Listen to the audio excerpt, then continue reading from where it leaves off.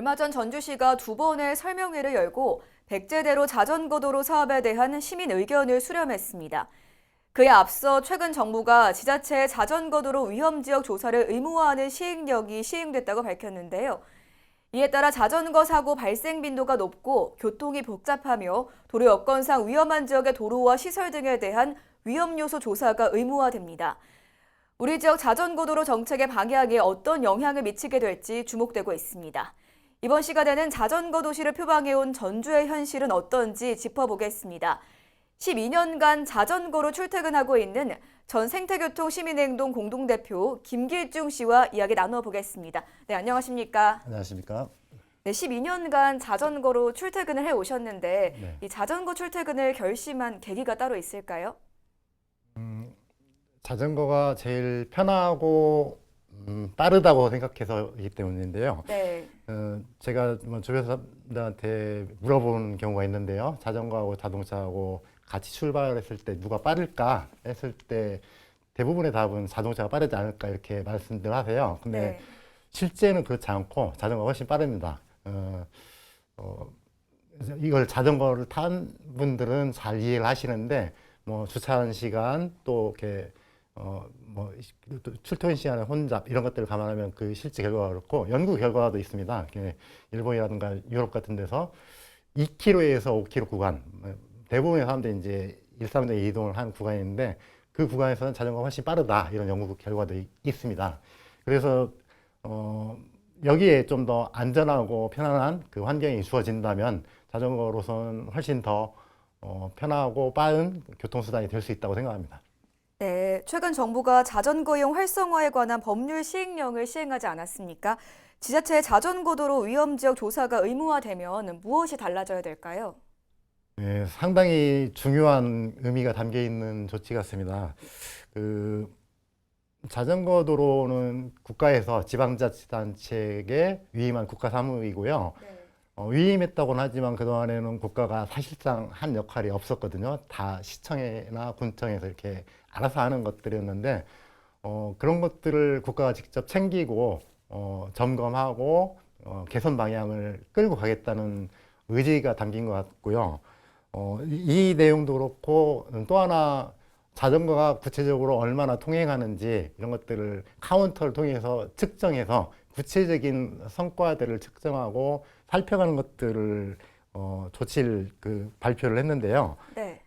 이번 일들을 통해서 자전거라는 게 쉽지는 않습니다. 여러 도시나 여러 나라에서 하지만 쉽지는 않은데 여러 나라들처럼 갈 수 있게끔 국가가 직접 챙기고 하는 시발점이 되었으면 좋겠다는 생각이 듭니다.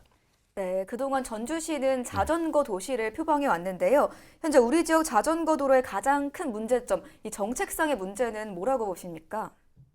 예, 전임 김승수 시장님 시절에 일부 자전거 정책의 진전이 있었고 거기에 대한 평가가 있습니다만 크게 의미 있는 것들은 없었습니다. 이제 가장 크게 생각하는 문제점은 탄소 배출을 줄이거나 기후 위기를 해결해야 되는 모든 도시들의 공통된 문제에 있어서 네.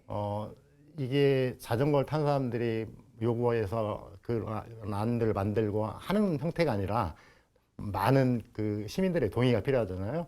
도로를 나눠 쓰는 거기 때문에 더 그런 것인데 특히 이런 부분에서 자전거 타는 사람들 말고도 많은 시민들의 충분한 논의와 이런 것들을 통해서 공론을 만들어지고 그런 바탕속에서 흔들리지 않는 계획이 만들어지고 했어야 되는데 그런 것들이 굉장히 취약했다고 생각이 들고 그게 이제 이번에 백제대로 논란에서 드러난 구체적인 예가 아닌가 싶습니다. 네, 혹시 사고가 많이 발생하는 지역의 특징이 따로 있을까요? 예, 백제대로 얘기에서도 이제 많은 분들이 차로에 자전거와 차가 같이 달리면 위험하지 않겠냐 이렇게 말씀하셨는데요. 네.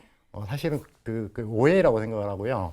제가 얼마 전에 2015년에서 22년까지 자전거 사고 데이터를 좀 확보하고 지금 분석하는 과정에 있는데요. 많은 자전거 사고의 대부분은 보도에서 또는